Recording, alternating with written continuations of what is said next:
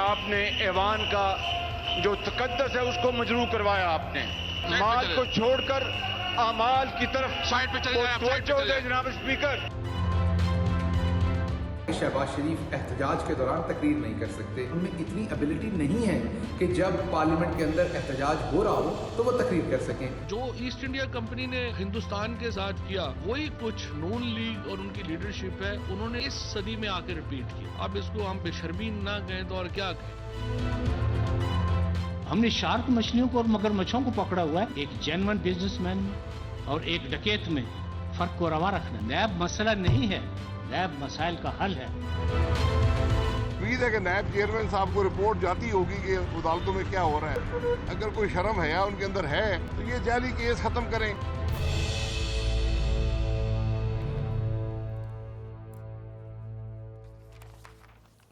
बिस्मिल्लाहिर्रहमानिर्रहीम।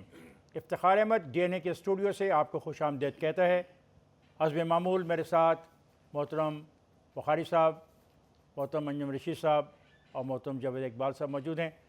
आज हमारे पास 4 स्टोरीज़ हैं, 4 मौज़ूआत हैं जिन पर बात करेंगे। कौमी असम्बली में जो हुआ सारी कौम टेलीविज़न की स्क्रीनों पर देख रही है। सिंध असम्बली में भी हंगामा हुआ और वहाँ पे तो बाकायदा बाजे बजाए गए। कौमी असम्बली में वो विसल जो होती है बच्चों वाली वो इस्तेमाल की गई और सिंध असम्बली में बाजे बजाए गए। कराची में तजावुज़ात ख़त्म की जा रही हैं सुप्रीम कोर्ट के हुक्म से। उस पर क्या सूरत हाल है? एक उसका इंसानी पहलू है, एक जज्बाती पहलू है और एक इंतज़ामी पहलू है और एक कानूनी और आइनी पहलू है।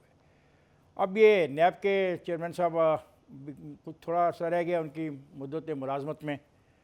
उन्होंने कहा कि हमने शार्क पकड़ लिए हैं, मगरमच्छ पकड़ लिए हैं, उस पर हम बात करेंगे। बुखारी साहब, आज जो कुछ भी टेलीविज़न की स्क्रीनों पे हम पिछले कई घंटों से हमने देखा, ये शहबाज शरीफ की तकरीर थी।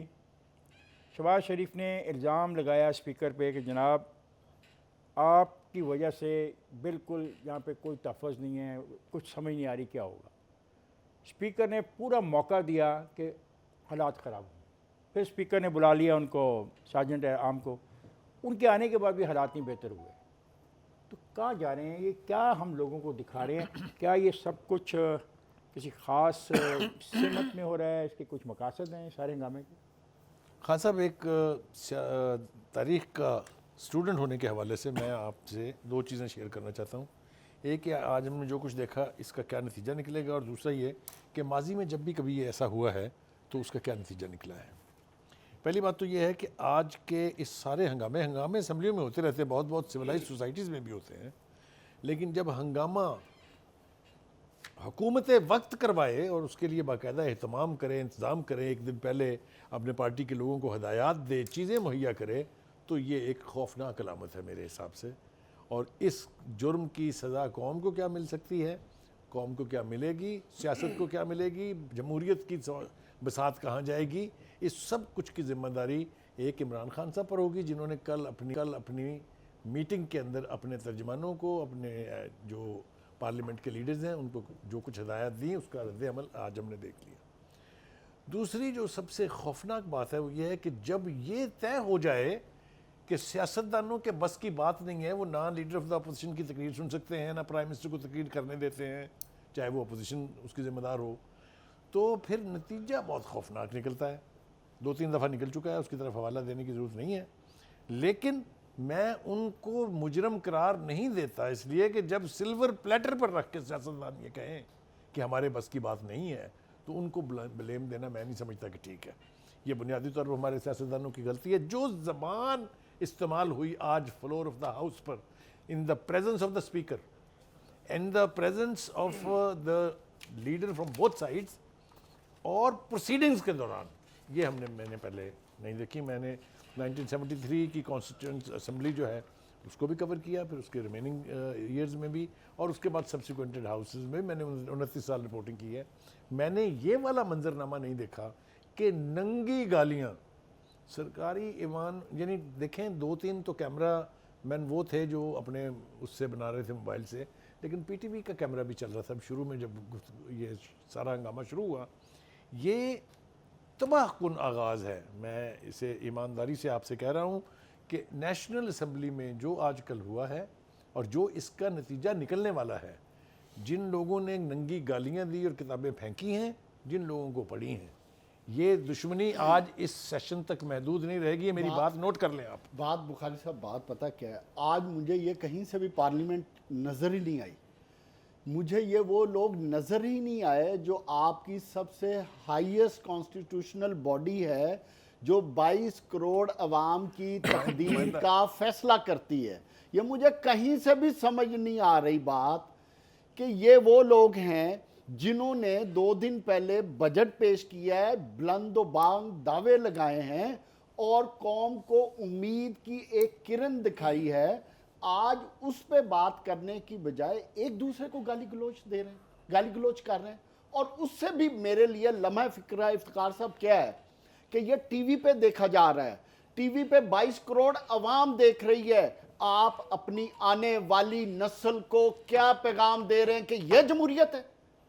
आप आने वाली नस्ल को यह पैगाम दे रहे हैं कि यह आपका इलेक्टोरल कॉलेज है, यह आपके 2-2 लाख वोट लेके लीडर्स आके बैठ के कौम के पैसे पे ये काम करते हैं?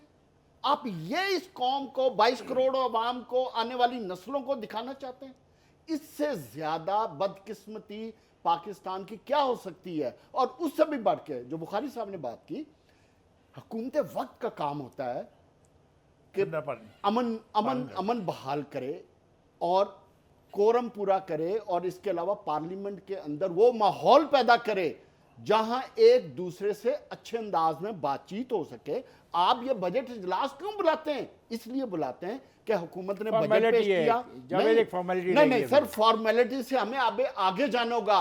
क्या इस मुल्क को इसी तरह रुलना है जिस तरह आज रोला गया है इस कौम को? क्या ये कौम इतनी बदकिस्मत है कि जहां अपोजिशन भी और हुकूमत मिलकर इस कौम का तमाशा लगाएं? हम इतने बदकिस्मत हैं।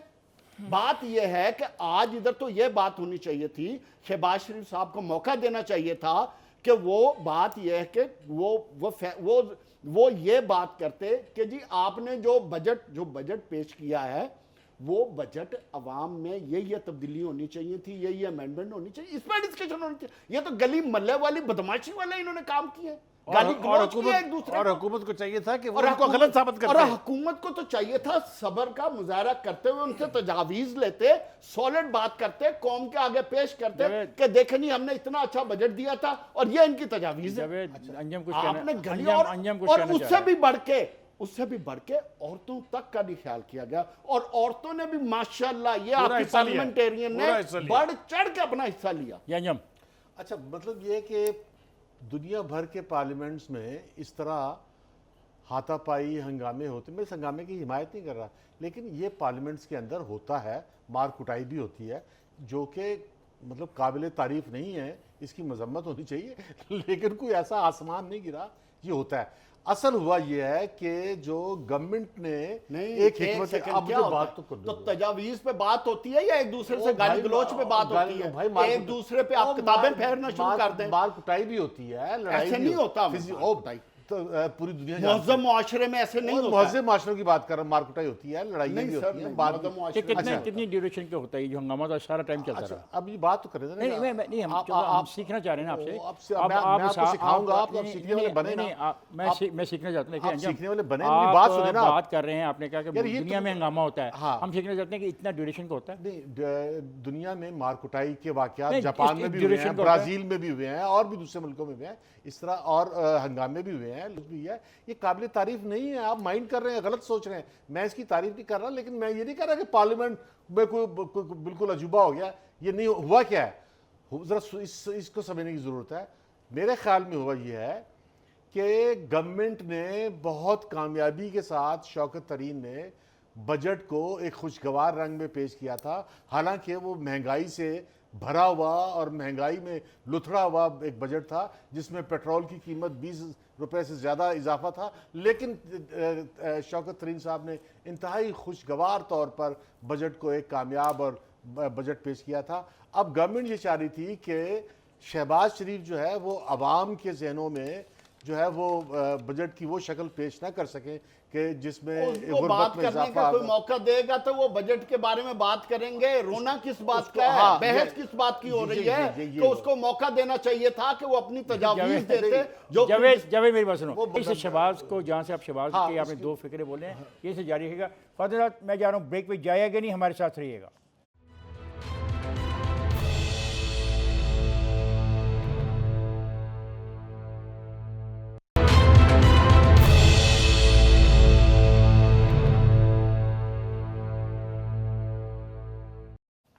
वेलकम है ख्वात नज़रात।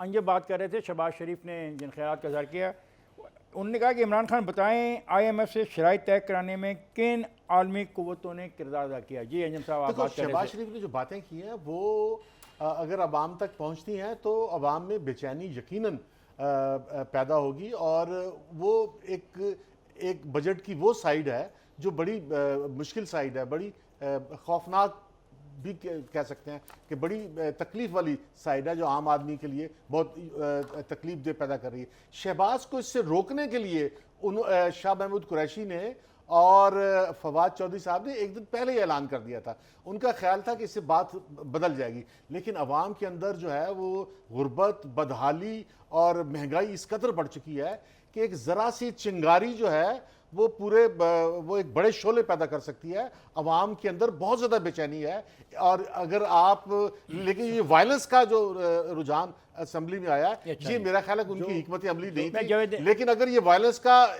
जो रवैया जो गवर्नमेंट की तरफ से नजर आया, अगर ये अवाम में ट्रांसलेट हो गया तो ये मुल्क संभलेगा नहीं, क्योंकि लोग बहुत बेचैन हैं। गुर्बत ने लोगों को वहां तक ले गई है कि एक सूरत बड़ी खराब हो सकती है। अंजम की बात में वजन है कि लोग बेचैन हैं, उनको रोज़गार के मसाइल हैं, चिंगारी और ये जो कुछ देख रहे हैं फ्लोर ऑफ द हाउस पे।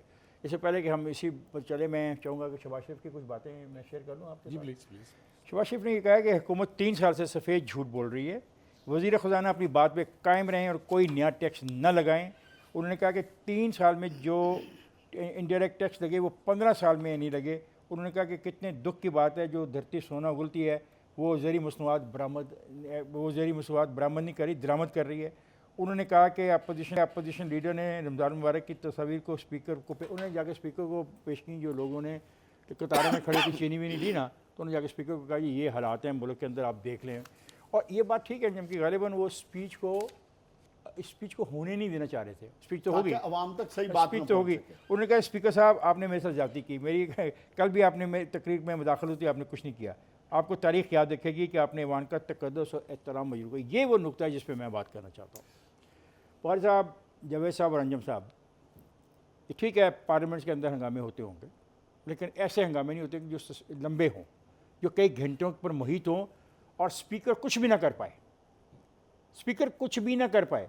मेरा आज मुतालबा है बतौर इफ्तिखार अहमद एक शहरी के कि तमाम फुटेज आपके पास है। स्पीकर साहब, अगर आप जमहूरियत में यकीन रखते हैं और जो हलफ आपने आइन के तहत उठाया है उस पर आप अमल करना चाहते हैं, तो फिर आप बराए मेहरबानी एक कमेटी बनाएं, तमाम अतराफ़ के लोगों को बुलाएं, उस फुटेज को चलाएं। जो कोई भी है, ख़ास वो पाकिस्तान मुस्लिम लीग नून का है, पाकिस्तान पीपल्स पार्टी का है, PTI का है, JUI का है, तमाम वो जमातें जो असम्बली में मौजूद हैं, अगर उनमें किसी ने भी ज़्यादती की है तो he should be punish for at least 7 days, कम अज़ कम उसकी मेंबरशिप को सस्पेंड करें। ये नहीं कि आपको स्पीकर इसलिए बना दिया गया है कि आप फ़ायदे उठाएं, गाड़ियाँ लें, अपने प्रोटोकॉल लें। आपको ये हाउस को मैनेज करने के लिए ये इख्तियार दिया गया है, और आप आज हाउस को मैनेज करने में बुरी तरह नाकाम रहे हैं। ये मैं नहीं कर रहा, पाकिस्तान के हज़ारों अवाम ने आज TV पे सारा मंजर देखा है। आपके पास ताकत थी और है। अगर आप इस ऐवान में झगड़ा कराना चाहते हैं तो मशरक़ी पाकिस्तान में झगड़ा हो चुका है। डिप्टी स्पीकर शाहिद को लोगों ने मारा और फिर उसके बाद उन जख्मों की ताब न लेके वो मर गया था। ऐसा न होने दें प्लीज़। ये जो हंगामा है ये दूर तक जाएगा। अंजम ने बिल्कुल सही पॉइंट आउट किया, और मैंने भी कल कहा था कि ये मामला गली और महलों में जाएगा अगर इसको ना रोका गया। अगर लोगों को सख्ती से न निपटा गया on the floor of the house, तो फिर आपके हाथ में चीज़ नहीं रहेगी। और ये जो झगड़ा आप दिखा रहे हैं ना दुनिया को, पॉलिटिशियंस का, इसके नतीजे अच्छे नहीं होंगे। देखिए, गुजारिश ये है कि जो कुछ आपने कहा, जो अंजम ने कहा, वो बिल्कुल ठीक है अपनी अपनी जगह, लेकिन जो मेरा कंसर्न है वो बिल्कुल और है। पहली बात तो ये कि ये इस बात पे हम सारे इत्तेफाक करते हैं कि स्पीकर को इससे बेहतर रोल अदा करना चाहिए बहुत था बेहतर जी। To avoid all this. इस हद तक स्पीकर अगर हाउस एडजन कर दे तो उसके बाद फिर दोबारा रिकॉल ही नहीं करना चाहिए था। उनको पता था सेंटिमेंट्स किस तरह के हैं, लेकिन वो बार बार कर रहे थे इसलिए कि आज उन्होंने साबित करना था कि अगर आप हमारे लीडर इमरान खान को तकरीर नहीं करने देते तो लीडर ऑफ द अपोजिशन भी तकरीर नहीं कर सकता। यह है बेसिक लड़ाई, इससे ऊपर जाने की, इससे ज़्यादा के अहल ही नहीं है ये। इस लड़ाई की बिल्कुल वजह ही है। लेकिन जिस चीज़ को अवॉइड करने के लिए वो आज लीडर ऑफ अपोजिशन की तकरीर नहीं होने देना चाहते थे कि महंगाई का रोना रोया जाए वहाँ, उसने कर दी। इसके ऊपर क्या क्या हुआ है माजी में ज़रा एक नज़र दौड़ाने में कोई हर्ज नहीं है। अगर आपको याद हो तो अयूब खान जैसा डिक्टेटर जो डिकेड ऑफ डेवलपमेंट मना रहा था 1968 में, वो 4 आने चीनी महंगी करने का मुजरिम हुआ, उसके खिलाफ तहरीक चली जिसके ऊपर बहुत बड़े दावे करते हैं जनाब शेख रशीद साहब, और वो ले गया उस डिक्टेटर को वो हंगामा। उसके बाद आ जाए नवाज शरीफ के दौर में, आपको याद है जब लोड शेडिंग होती थी, याद है ना वापडा के दफ्तर किस किस शहर में नहीं जलाए गए थे। वो अवाम का जो भिपरा हुआ गुस्सा है ना, उससे बचने की किसी न किसी को सलाह देनी चाहिए इमरान खान साहब को। आप असम्बलियों में अपोजिशन की ज़बान रोक सकते हैं, बिल्कुल ठीक है, रोक सकते हैं, 50 तरीके हैं आपके पास, हाउस एडजन कर दें, हाउस रिकॉल ना करें। लेकिन अवाम, मैं फिर आपसे कह रहा हूँ, इस वक्त अवाम की फीलिंग ये, आप ग्रास रूट लेवल पे जाके लोगों से बात करके देख लें कि ना इस बजट में हमारे लिए कुछ है, ना हुकूमत के दिल में कोई खौफ है, क्योंकि वो धमकियां दे रहे हैं कि अभी तेल की कीमतें बढ़ेंगी। और अगर आपको याद हो असद उमर और फिरदौस आशिक अवान वो कहते थे अभी तो चीखें निकल रही हैं, उनका दावा सच्चा साबित हुआ है, चीखों के बाद अब सिसकियां निकल रही हैं और कोई सोल्यूशन मौजूद नहीं है इस पूरे बजट की। भाई साहब एक बात जावेद से पहले कि हम किसी और सब टॉपिक पे चलें, आज सिंध में भी बजट पेश किया मुराद अली शाह ने और वहाँ पे बाजे बजाए गए हैं। और एक बात, लेकिन 3 चीज़ें जो अहम है मैं आपसे शेयर करूँ, फिर उस पर जो मर्जी तबसरा कीजिए। तालीम का बजट उन्होंने 13%, अंजम का जो पॉइंट ऑफ व्यू रहा है कि लोगों को तालीम दो, सीखें, आगे जाएँ, 13% बढ़ाया उन्होंने पिछले साल के मुकाबले में। 30% इजाफे के साथ हेल्थ में सेहत आमा का, और बल्दियाती कौंसल्स को उन्होंने 82 अरब रुपए की ग्रांट दी। तो ये चीज़ है जो मैं चाहता था डिस्कशन में आ जाए। हमने 1-2 दिन पहले नेशनल असम्बली का बजट देखा, उसके 1 दिन बाद हमने पंजाब असम्बली का बजट देखा, और आज हमने सिंध का बजट देखा। तमाम बजट्स में आवाम को एक पैगाम दिया गया है कि हर चीज़ बेहतरीन है और हम और बेहतरी की तरफ जा रहे हैं। बात यह है कि वो, और तीनों बजट में कॉमन चीज़ क्या थी? हंगामा, लड़ाई, non acceptance to each other, tolerance level 0। बात यह है बजट तो 1 दिन आ गया, बाकी तो अब 364 दिन इस अवाम ने भुगतना है। इस अवाम जिसके लिए हम बात कर रहे बातें हुई हैं यार, बात नहीं, बात पता क्या बातें हैं, ये सिर्फ ये सब बातें।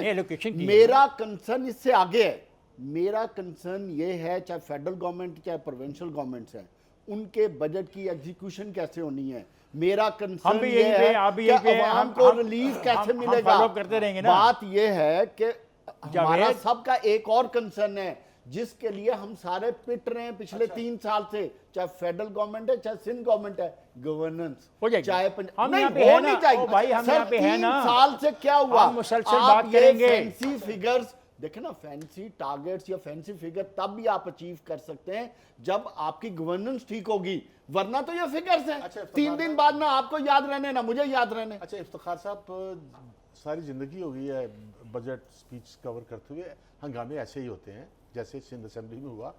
विसिल ख्याल मैंने पहली दफ़ा देखे हैं, वरना हंगामा ज़रूर होता है। अच्छा, गालियां भी दी गई हैं, बुरा हुआ। अच्छा, मुराद अली शाह ने जो आज काम किया है, एक तो उन्होंने अंग्रेज़ी में स्पीच की है, उन्होंने उर्दू में स्पीच नहीं की, उन्होंने अंग्रेज़ी में स्पीच की। सिंधी में करते तो उनके सिंध कार्ड का इल्ज़ाम होता। उन्होंने अपने जो वोट बैंक है उनका उनको खुश किया है, सिंधी बोलने वालों को, लेकिन उर्दू बोलने वाले महाजरों से थोड़ी सी दूरी। अंग्रेजी बोलने से सिंधी खुश हो जाएगा। उर्दू में स्पीच हो सकती थी। अंजम आप असलियत की बात कर रहे हो, आप ज़बान के हवाले से पॉलिटिक्स है, आप कर रहे हो पॉलिटिक्स है, ये वोट बैंक है, इसको ऐसे आप पॉलिटिक्स कर रहे हो। दूसरी बात ये है अंजम साहब, ये ज़बानों का क्या बहस शुरू कर दिया आपने?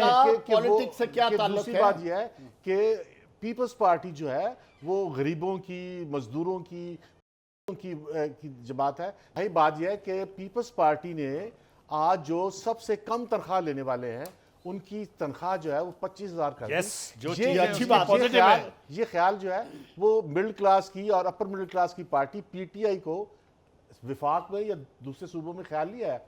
उसने अपनी जो वोट बैंक है, जो वहाँ गरीब लोग हैं या भट्टा मजदूर हैं या टेक्सटाइल वर्कर हैं जो मीनियल जॉब्स करते हैं, उनको उन्होंने खुश किया। और फिर जो बदहाल सरकारी मुलाजिम है उनकी तनख्वाहों में भी उसने जो है बाकी लोगों ने 10% किया, पीपल्स पार्टी ने 20% किया। मुझे ब्रेक पे जाना है। पीपल्स पार्टी जो है वो कामयाबी के साथ आज के बजट इजलास में अपने वोट बैंक को स्ट्रेंथन किया। भाई मैंने अभी इस और पे इट इज बोलना अ है। गुड। मेरी बारी नहीं है इस पे। अच्छा सर, मैं आपको एक थोड़ी सी लाइन दे देता हूँ। गुर्बत में कमी और समाजी तहफ़्फ़ुज़ के शोबे के लिए 3 अरब रुपए मुख्तस किए हैं। मैं सिंध हुकूमत के चीफ मिनिस्टर को मुबारकबाद देना चाहता हूँ, इसलिए कि हमें सबसे बड़ी गाली जो इंटरनेशनल लेवल पर पड़ती थी वो ये कि एक ऐसा मुल्क जो न्यूक्लियर पावर है, वहाँ पर एजुकेशन के लिए 4% ऑफ द बजट, हेल्थ के लिए 3.5% ऑफ द बजट होता था। सिंध ने मेरे ख्याल से राह दिखाई है, रोशनी दिखाई है कि ये एलोकेशन जो है, जो अभी इफ्तिखार साहब ने बताया कि 13 से 15% पर ले गए हैं। एक बात। दूसरी बात ये कि ये वेजेस का जिक्र तो उन्होंने कर दिया कि कम से कम उन्होंने 25,000 कर दिए हैं। एक और इम्पॉर्टेंट बात, सबसे पहले गंदम की कीमत उन्होंने बढ़ाई 400 रुपये, पंजाब ने बढ़ाई 200 रुपये, फिर उन्होंने 2,000 रुपये मन कर दिए, यहाँ पर अभी तक 1,800 रुपये मन है। तो ये जो इसका फ़ायदा किसको है? किसान को, जिसके बहुत बड़े मामले बनते हैं। हम ना प्रोग्रामों में बैठे हैं, हुकूमत में बैठे हैं, हम कहते हैं किसान बहुत खुश हो गया जी। तो किसान तो खुश सिंध का हुआ है जिसको अपनी मेहनत की कमाई जो है उसका सिला मिला है। कहने का मतलब ये है कि अगर ग्रास रूट लेवल पे आवाम को किसी की पॉलिसियों से फ़ायदा पहुंचता है तो वेलफेयर स्टेट आप उसी को कह सकते हैं, उसी को इसका क्रेडिट देना चाहिए और ज़रूर देना चाहिए। मेरा ख्याल है बहुत ज़्यादा मेरे पास अब इस ब्रेक में जाना पड़ेगा, मुझे वक्त नहीं है। आपकी बात ठीक है कि जो भी बजट होता है वो लोगों को एक सहारा भी देता है ना। अगर ये इजाफा किया गया तनख्वाह में, बहुत अच्छी बात है। ख़ास मैं जा रहा हूँ, ब्रेक पे जाइएगा नहीं, हमारे साथ रहिएगा।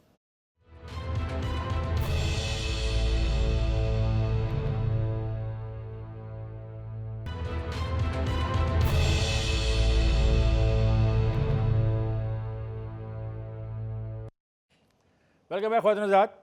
कराची में तजावुज़ात के ख़िलाफ़ ऑपरेशन, हंगामे हो रहे हैं, झड़पें हो रही हैं।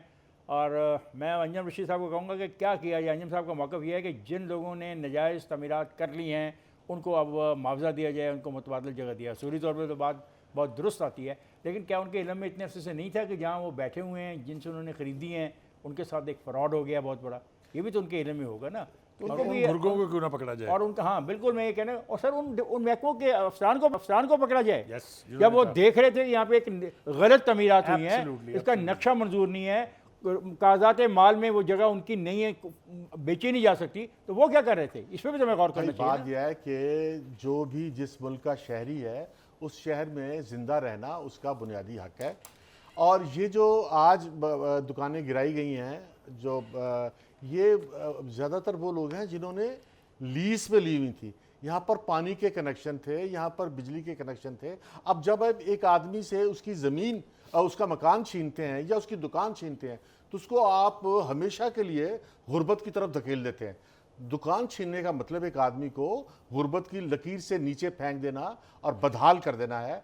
अब सूरत हाल यह है कि आप मजबूरी तौर पर कराची के बारे में फैसला कर लें कि ये सारे जितने भी लीज हुई है गलत हुई है, लेकिन ऐसा नहीं है। हर आदमी का बुनियादी हक है, उसको इनफरादी तौर पर सुनना चाहिए। उस हर आदमी का इनफरादी तौर पर अलग मसला है। अब प्रॉब्लम यह है कि अगर किसी ने मकान बना लिया, अगर किसी किया हुआ है ना, अगर किसी ने कब्जा, सब ठीक है, लीगल है, और चाहे वो गरीब है, चाहे तो फिर आर्गुमेंट सुन यार, ठीक है, मेरे पास 2 करोड़ रुपए का प्लॉट खरीदने के लिए, 10 करोड़ रुपए का प्लॉट खरीदने के लिए तो फिर पैसे नहीं जगह जाके कब्जा करके बैठ जाऊं। नहीं, तो जिंदा रहना मेरा हक है ना, बच्चों के साथ। जिंदा रहने का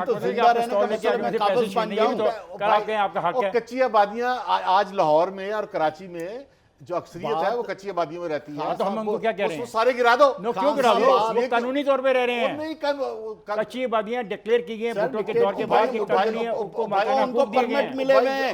एक आदमी जो 40 साल से 50 साल से उसने 40 साल से ये बैठे हुए, 40 साल से नहीं बैठे यहाँ पर ये अलादीन पार्क में जो अम्यूजमेंट पार्क बना हुआ है 40 साल ये का किसी गरीब आदमी ने बनाया है?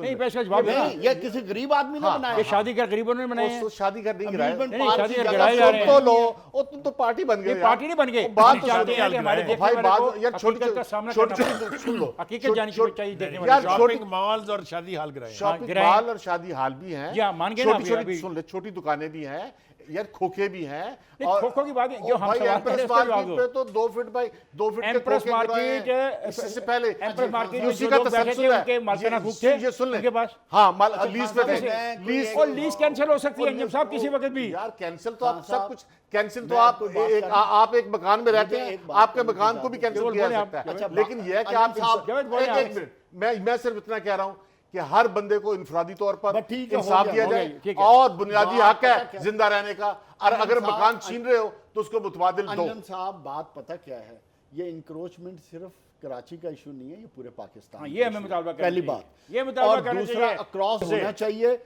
और किसी का ख्याल नहीं करना चाहिए। और चीफ जस्टिस ने जो सारे इनिशिएटिव मुल्क लिया में हमें ले, उनसे सपोर्ट सारे करना मुल्क में चाहिए ले। और पूरे मुल्क में इंक्रोचमेंट के खिलाफ एक्शन होना चाहिए, चाहे वो गरीब है, चाहे अमीर है, चाहे अलादीन पार्क के अम्यूजमेंट पार्क पे बिल्डिंग बनी हुई है, चाहे वो गुजर नाले पे बनी हुई है, और चाहे यार, किसी यहाँ भी पे- जगह यहाँ पे बनी खोखर्स की है, गरीब- चाहे नहीं, नहीं, खोखरों के खोखर्स घर की के गरीब हैं, ना, किसी का भी हो, सबने support अक्रॉस किया। दी बोर्ड होना गवर्नमेंट का चाहिए। support किया भी, अगर और खोखरों ने- यार अंजुम कब्जा साहब, ग्रुप और knowledge के यार लिए, एक अंजुम साहब, एक आपके आदमी knowledge के यार लिए खुदा से डरो यार। सिंध एक गवर्नमेंट आदमी और- बच्चों को और तहफ्फुज़, भाई- बच्चों की छत है और एक खोखर ग्रुप का और नाम भाई ले रहे हो। नहीं, नहीं, उनकी भी उसकी छत है, अरबों रुपए की अपनी भी बहुत छतें किसी होती की हैं। बात सुन और यार रहे ये जो हैं। शादी हाल गिराए की आप बात भी हुकूमत कर रहे हो, ने ना amusement करो, park, ना- और लोगों अरबों को- रुपए का अम्यूजमेंट और पार्क गिराया यार। लोगों क्या- की जीने की- जगह- क्या आप हमारे इशारे कर रहे उनको हो? जिंदा रहने दो जुल्म, और देखो। गरीबों को भी जिंदा रहने दो। या तो आज के बाद आप इंक्रोचमेंट को कभी कानून के खिलाफ ना समझें और ये समझें कि ये बिल्कुल ठीक हुई है।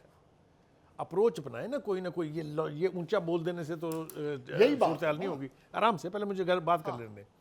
या तो आप ये कहें कि सुप्रीम कोर्ट इसमें पार्टी है, ये कब्जे छुड़वा के उन्होंने इन कब्लाटों पर कब्जा करना है, फिर तो मैं आपकी बात बिल्कुल मान लूँगा। दूसरी बात यह है कि अगर हम इंक्रोचमेंट को एक सीरियस मसला समझते हैं तो फिर हमें इसके लिए स्टैंड लेना पड़ेगा। जो अंजुम बात कर रहा है कि अगर आप उनको डी हाउस कर रहे हैं तो उनको कहीं मुतबादिल जगह दे दें, ये लॉजिकल बात है, आप बिल्कुल ठीक कह रहे हैं। लेकिन आप इस तरह से कह रहे हैं कि नहीं, ये उनका राइट था कि वो एनक्रोचमेंट करें। पाकिस्तानी This is है ना। wrong. Right. नहीं, नहीं, पाकिस्तान नहीं, में नहीं, पैदा हो गया है। पाकिस्तानी एक मिनट, होने का जिंदा रहने मतलब दो। मैं नहीं है। आपको बेपना ऐसे शहर सारी जिंदगी बता लगा के सकता मकान हूं बनाया उसने। जहां इस तरह की कच्ची आबादियों को खत्म करके अल्टरनेट जमीनें दी गई हैं, लेकिन किसी तरीकाकार से। हाँ। ये नहीं कि सुप्रीम कोर्ट के हुक्म पर अमल हो रहा हो और आप वहां एहतजाज करने बैठ जाएं। इस तरह तो फिर कानून नाम की कोई चीज़ नहीं है। बहुत ज़्यादा मुझे इस मामले में, मैं चूँकि जज्बाती बात नहीं करता, मैं बिलीव करता हूँ कानून में, लॉ में। मैं ब्रेक करूँ मुझे सज़ा मिलनी चाहिए, कोई और आदमी ब्रेक करे सज़ा मिलनी चाहिए। एक बात जो जावेद ने जिसकी निशानदी की, मैं उसको ज़रा बावाज़ बुलंद कहना चाहता हूँ। सुप्रीम कोर्ट के चीफ जस्टिस साहब, जहाँ भी सरकारी ज़मीन तमाम सूबों में लोगों ने कब्ज़े में ली है, घर बनाए हैं, प्रॉपर्टियाँ बनाई हैं, होटल बनाए हैं, उनको गिरवाएँ, तब मैं समझूंगा कि आप इंसाफ कर रहे हैं। वरना ये इंसाफ जो आपका है ये सिलेक्टिव नज़र आएगा और इसकी वजूहत आपके जाने के बाद अखबारों में छपेंगी और मकाले इस पर लिखे जाएंगे। मैं नहीं चाहता ऐसा हो।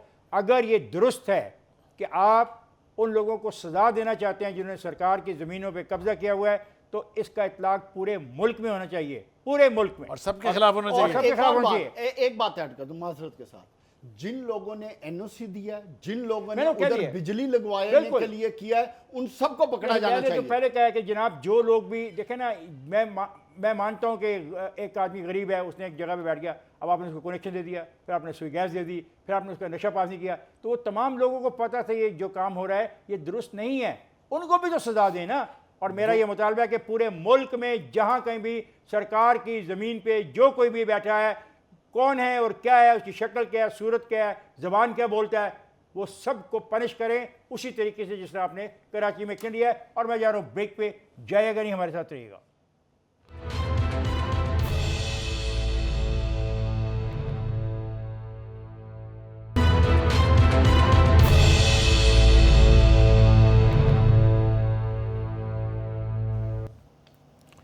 वेलकम है ख्वाजात।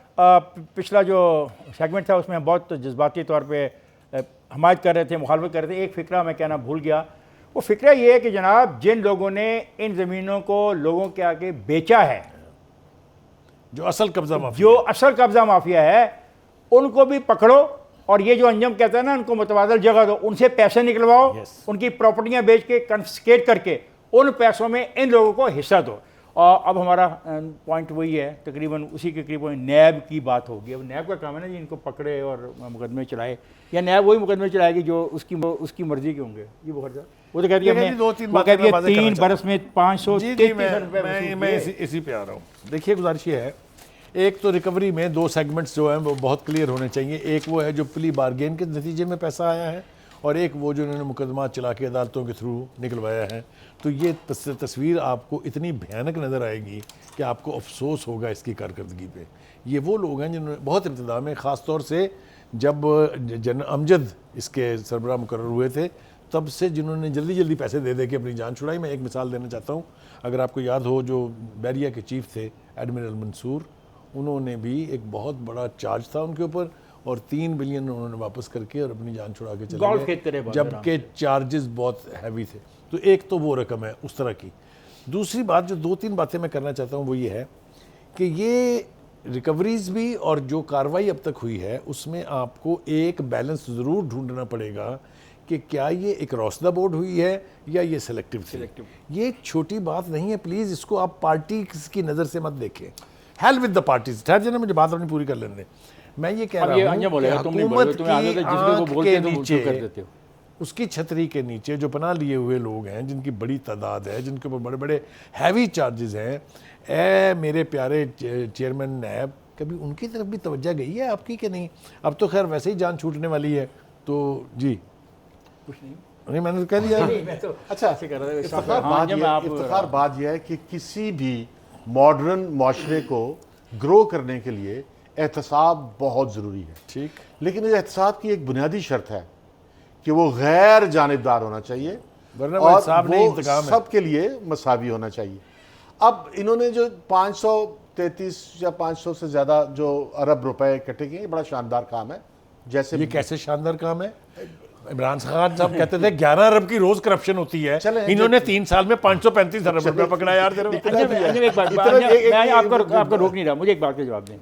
मैंने 1 करोड़ रुपया हराम का कमाया, आपने मेरे पे केस चलाया, आपने कहा 25% उसका दौर जाओ, 25 दे दो, बाकी तुम फारग हो। अब एक आराम से हौसला भी मेरे दोस्त, हमें यही हो रहा है। ये जो इन्होंने जो केस कोर्ट किया, वो शख्स बाद में गोल्फ खेलता रहा, उसकी सारी प्रॉपर्टी वैसी रही, उसकी इज्जत वैसी रही, उसका एहतराम वैसे रहा, उसको रियासत ने क्या कर दिया उसका। ये कानून में सुकम है, इस कानून को बेहतर होना चाहिए, लेकिन किसी मॉडर्न स्टेट को चलाने के लिए, मुल्क को तरक्की देने के लिए, रूल ऑफ लॉ के लिए एहतसाब लाजमी है, लेकिन एहतसाब जो है वो गैर जानिबदार होना चाहिए। लेकिन एक प्रॉब्लम है यहाँ पे कि आज चेयरमैन साहब ने जो बात की है, चेयरमैन साहब को गौर करना चाहिए कि पाकिस्तान का सुप्रीम कोर्ट पॉलिटिकल इंजीनियरिंग का इल्जाम लगा चुका है एहतसाब पे, इसको चेयरमैन नैब को क्लेरिफाई करना चाहिए। एक बात और दूसरी बात यह कि पाकिस्तान का साबिक प्राइम मिनिस्टर है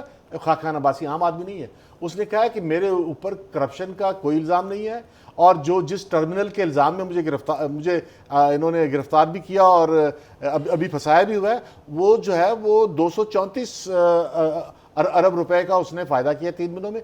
और अगर साबिक वजीर आज़म सच्चा है तो इनको चेयरमैन को मानना चाहिए, वरना माफी मांगनी चाहिए। बात यह कि अगर चेयरमैन नैब की बातों को ले लिया जाए तो पाकिस्तान में बहुत जबरदस्त काम हो रहा है, बहुत इंसाफ हो रहा है, इनकलाब आ गया है, तमाम महकमे बेहतरीन काम कर रहे हैं, तमाम बिजनेस कम्युनिटी बहुत ऑनेस्टली काम कर रहे हैं, और हर तरफ ईमानदारी और ईमानदारी है। अगर मैं इस स्पीच को लूँ, अगर मैं दूसरी तरफ जाऊँ तो जो हुकूमत के हलके हैं उधर तो जो मुझे बाज़ गश्त सुनाई दे रही है कि या तो नैब को ख़त्म कर दिया जाए, एक, या नैब की पावर्स को कर्टेल किया जाए, दो, अपनी बारी आने और वाली तीसरा, बहुत से लोग जाके रिक्वेस्ट कर रहे हैं कि इस नैब को फंदा डालें, ये हमारी बिजनेस कम्युनिटी के पीछे सिर्फ पैसे बटोरने के लिए है।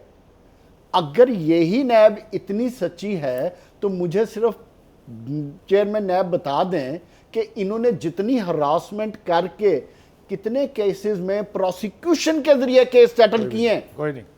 छोड़ दें प्ली बार्गेन को, असल तो काम इनका यह बनता था कि एविडेंस कलेक्शन के बाद प्रोसिक्यूशन इतनी स्ट्रांग हो जहां जाके ये अपने जवेद में आपकी बात से इत्तेफाक जहां वो फेल हो गए, जवेद में आपकी बात से तो ये दायरा फेल है। नहीं, जवेद में आपकी बात से इत्तेफाक करूं, क्योंकि मेरे पास अगर 1 करोड़ का फ्रॉड है और मुझे इन्होंने पकड़ लिया तो मैंने कहा इतने पैसे लो, मुझे बाकी छोड़ दो, बाकी मेरे पैसे हलाल हो गए, वो व्हाइट मनी हो गई और मैं उससे जो मर्जी करूं। मेरे पास टाइम नहीं है, 16 अरब रुपए का एक, मेरे मैं पास ब्रेकिंग बता दूं, है। चेयरमैन नैब के पास 16 अरब रुपए का एक सोसाइटी का केस आया हुआ है और वो चेयरमैन नैब साहब उनके साथ बार्गेनिंग कर रहे हैं। अगले शो में मैं बताऊंगा कि ये सेटलमेंट किस डायरेक्शन में जा रहा है। ये 16 अरब रुपए की बार्गेन में ये गालिबन होगा कि वो 5,000 रुपये उसे ले लेंगे, 11 रुपया वाइट हो गया, वो जिंदगी गुजारे, अयाशी करे, खुश रहे, उस पर कुछ इल्ज़ाम भी नहीं आएगा।